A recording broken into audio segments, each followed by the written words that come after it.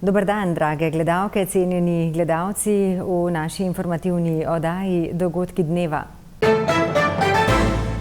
Na Prvi gimnaziji v Celju bodo poletne počitnice izkoristili za obnovitvena dela.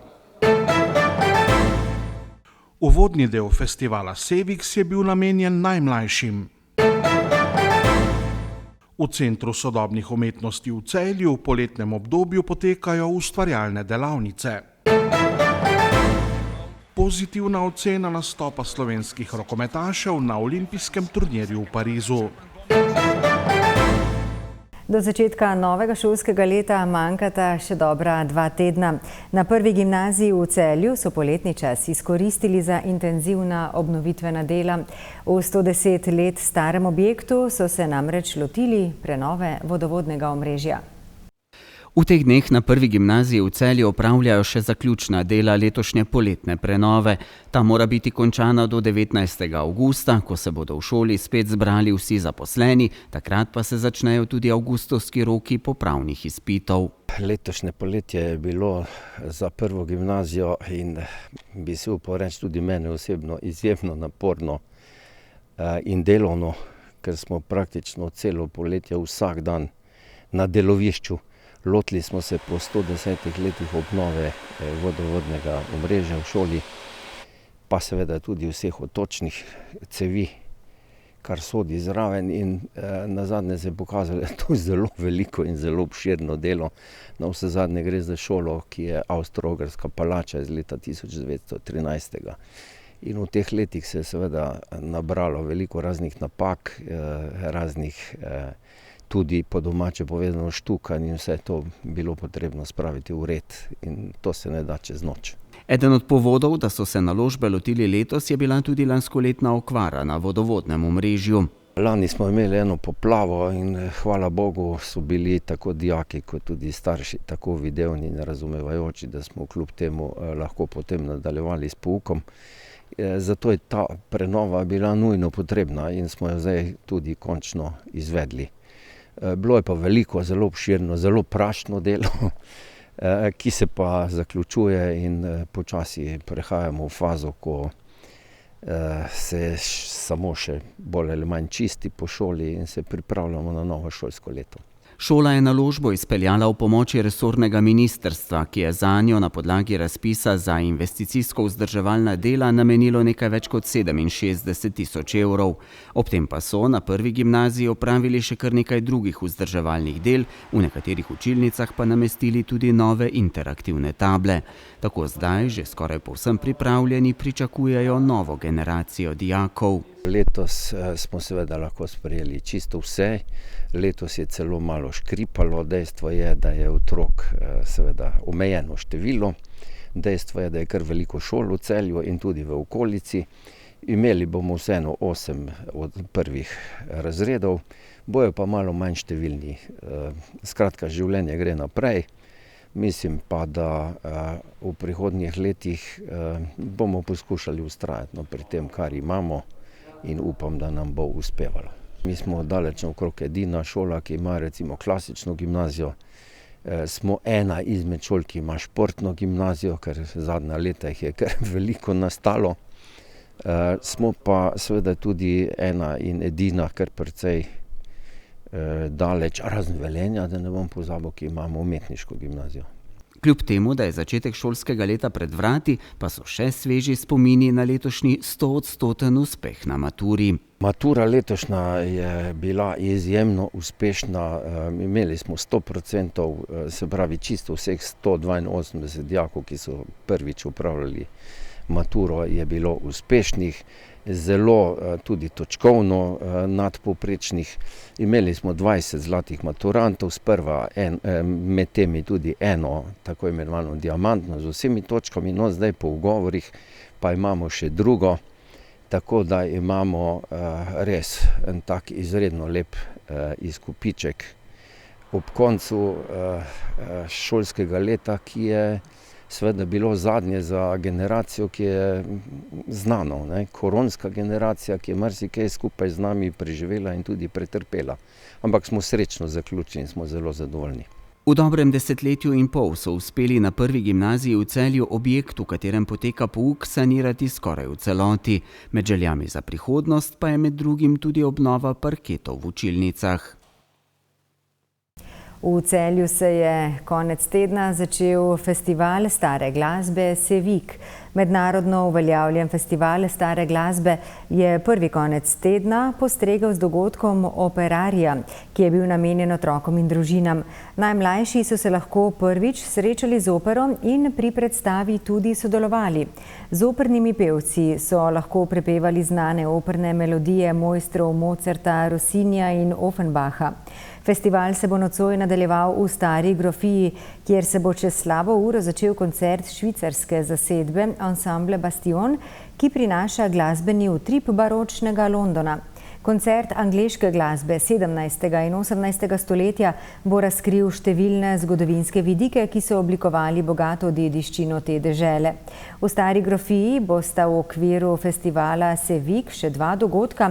19. avgusta bo nastopil Richard Butby, 21. avgusta pa bodo obiskovalci lahko prisluhnili koncertu The Legacy of Bach, ki bo posvečen mojstrskemu skladatelju Johanu Sebastianu Bachu.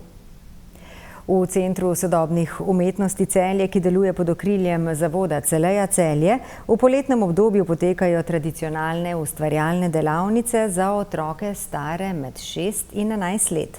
Na tedenskih delavnicah pod vodstvom likovnih pedagoginj in ustvarjalk skozi igro in tudi raziskovanje spoznavajo vizualne medije, likovne tehnike in vsebine, ki so značilni za sodobno umetniško ustvarjanje. V povprečju so letos delavnic se je udeležilo od 10 do 15 otrok, kar je bilo tudi zgornja meja ob prisotnosti 2 mentoric. Do konca tega meseca bodo izpeljali še 2 delavnici z naslovom Na trgu Modrosije ter Počitniška kapsula. Dela, ki bodo nastala v tem tednu v okviru delavnice Na trgu Modro nebo, ki jo vodi Maja Hodošček, bodo razstavili pred likovnim salonom na trgu Celjskih knezov.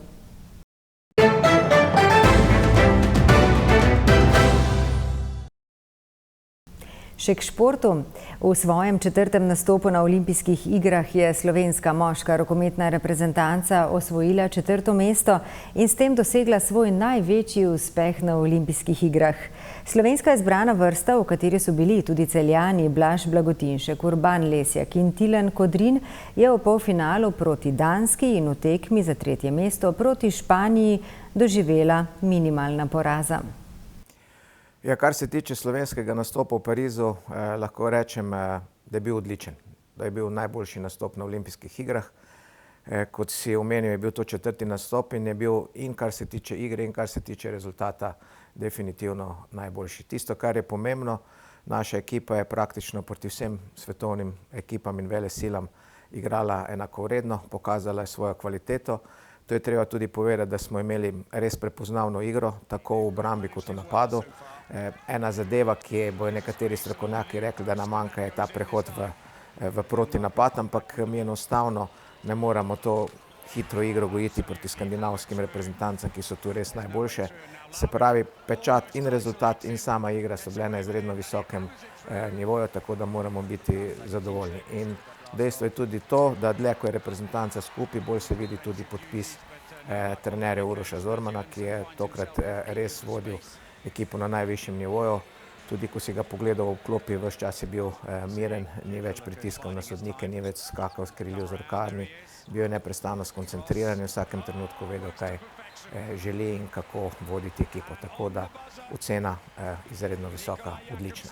Slovenci so na odločilnih 2 tekmah proti Dancem in Špancem klonili le za zadetek. Kateri so torej tisti detajli, ki Slovenijo v tem trenutku še ločijo od najboljših reprezentanc sveta? Zdaj, tu je treba vedeti, da razlika do Dancev je velika. Mi enostavno govori se, da smo bili Dancem blizu, ampak mi Dancem resnično nismo bili blizu. Se pravi, Danci so ves čas tekmo kontrolirali, vodili so 5-6 golov, mi nikoli nismo izenačili. In tudi, če bi slučajno bil penal, ga je bilo treba zabiti in potem je še treba odigrati 10 minut z Danci. Med Danci in nami je ogromna razlika v vseh pogledih. Največja razlika pa je generalno napram dobrim reprezentancem, da vse dobre reprezentance imajo za sabo večletno sistemsko strokovno delo v optimalnih pogojih. Mi tega enostavno nimamo.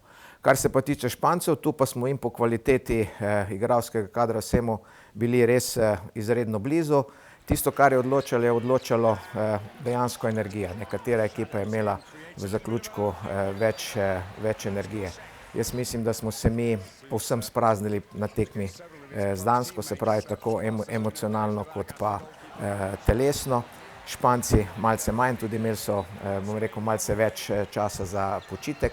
Tudi njihova rotacija skozi turnir je bila večja kot pri nas. Se pravi, če bi govoril nekje o baterijah, ko smo prišli v zaključno tekmo, če so bile na začetku turnirja vse baterije 100% napolnjene, smo mi prišli v tekmo za tretje mesto, rekel, samo še na 5%, Španci pa so imeli 10%. Ob tem, da je treba povedati, da Španci imajo s temi tekmami velike izkušnje. Oni so zdaj 5. olimpijski turnir končali na 3. mesto, se pravi vse tekme za 3. mesto so zmagali. Treba je pa povedati, ko smo še pri Špancih, ko sem malce poanaliziral in pogledal, španska obramba nam res ne leži. Letos na kvalifikacijah za olimpijske igre smo dali samo 22 zadetkov, izgubili smo 32-22, v prvi tekmi tega turnirja je bilo 25-22 in zdaj je bilo 23-22. Je pa treba nekaj povedati, da Španci so v bistvu ob naših fantih najbolj zaslužni, da smo mi na olimpijskih igrah, kajti kvalifikacijski turnir so odigrali v fair playu, lahko bi brez problema izgubili zadnjo tekmo z Brazilijo in nas ne bi bilo na olimpijskih igrah. Ta zadnja tekma so mi bili res blizu, dočim do Dancev nam pa manjka veliko. V slovenski športni javnosti je bilo predvsem po tekmi z Dansko veliko kritik usmerjeno k delivcem pravice in status, ki ga je Slovenija pri sodnikih imela, sploh na tekmi proti Danski. Največji problem rokometa, mojega najljubšega športa, ki mi je dal vse v življenje, pač ta, da praktično pravil ni. In še tam, kjer so pravila eksaktna, se pravi na zadnjem evropskem prvenstvu, je Francija šla nezasluženo v finale, kajti kršila so se rokometna pravila, za kar se je predsednik EHF-a opravičil švedski ekipi. Ta dva sodnika pa nista bila sankcionirana, ampak sta za nagrado sodila potem še finale Lige prvakov in tudi olimpijski turnir. Zdaj, če bi gledal, jaz osebno nisem opazil namere, da bi sodniki hoteli škodovati, je pa res, da pravil enostavno ni, ker ista situacija na eni tekmi se različno dosodi, od tekme do tekme imajo sodniki pač različno svojo prosto sodniško presojo, od sodniškega para do sodniškega para se to tudi razlikuje in to je največja cokla, da rokomet ne more postati še bolj popularen, kajti mislim, da je celo en mednarodni sodnik dal izjavo, da rokometna pravila so tako zahtevna, da jih ljudje ne zastopijo, ampak zadeva je še bolj globoka. V tem trenutku jaz vidim, da jih niti igralci, niti trenerji ne zastopijo po reakcijah, ki se dogajajo na terenu, kajti v vsakem trenutku se enaka situacija drugače dosodi. To je veliko breme in tu bo treba nekaj spremeniti. Na teh olimpijskih igrah smo lahko videli primerjavo. Vsi športi težijo k temu, da bi bila pravila čim bolj jasna in čim bolj razumljiva in čim bolj poštena. V rokometu pa je ravno obratno. Vsa pravila, ki jih na novo sprejmejo, stvar samo zakomplicirajo in če se tu nekaj ne bo spremenil, ta šport tudi v globalnem smislu nima perspektive. Olimpijski turnir v Parizu je bil zagotovo vrhunec tokratne generacije slovenskih rokometašev. In kako bo, po mnenju nekdanjega slovenskega selektorja, odličen olimpijski nastop vplival na nadaljnji razvoj in dosežke te športne panoge? Jaz bi rekel, da je ta olimpijski turnir pokazal, da rokomet kot športna panoga je Slovencem pisan na kožo. In če bi bili mi kvalitetno organizirani in če bi res kvalitetno delali, bi lahko imeli tudi že v preteklosti več kolajn in tudi v prihodnosti. Žal so tu nastopile neke težave, olimpijske igre so bile največji možen športni motiv tako za fante kot za dekleta. Sedaj, ko se bo pa ta olimpijski turnir končal, pa bomo prišli do krute realnosti. Samo v tem trenutku ne vem, kaj se bo zgodilo. Prihodnost, če pogledamo kvaliteto domače lige, če pogledamo rezultate mlajših generacij, ni najbolj rožnata, če pogledamo situacijo samo na rokometni zvezi, tudi ni najbolj rožnata. Dejstvo je, da se je s tem olimpijskim ciklusom eno obdobje slovenskega rokometa zaključilo na zelo lep, kvaliteten način in pokazalo, da smo dobri in konkurenčni v rokometu. Sedaj bo pa prišlo obdobje, kjer bojo prišli novi igralci, se pravi, mladina je drugačno vzgajana, tudi trenerji, ki vzgajajo te, ki zdaj prihajajo, niso več, bom rekel, nekje iz tiste slovenske rokometne šole, v katere je bila vzgojena ta generacija, ko je sedaj igrala, tako da bomo videli, kako bo. Ključno za naprej v tem trenutku je, kdo bo ostal, ključna igralca, ki sta, bom rekel, že malce starejša, ampak še zmeraj nista toliko stara, sta Blagotinšek pa Mackovšek.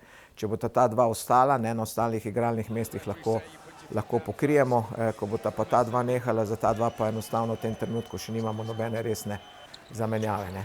Tako da nekaj igralcev se bo poslovilo na poziciji srednjega zunanjega, ki sta Bombač pa Zarabec, mislim, da ne bi smeli biti problema. Imamo še Vnička, prihaja Makuc, pa še brat od Makuca, pa še kakšen igralec. Na položaju desnega zunanjega bo pač v reprezentanci verjetno moral igrati to pozicijo Janc, ki je neprimerno kvalitetnejši v tem trenutku od Dolenca in Cehteta. Zadaj mogoče prihaja še Marguč, kar se tiče kril, nimamo takšnih problemov, tudi vratarjev ne. Ključna sta pa Mackovšek in Blagotinšek. Kolikor ta dva ostajata, bo še nekaj časa kvaliteta, vendar vprašanje, če bomo še kdaj tako blizu, kot smo bili sedaj medalji.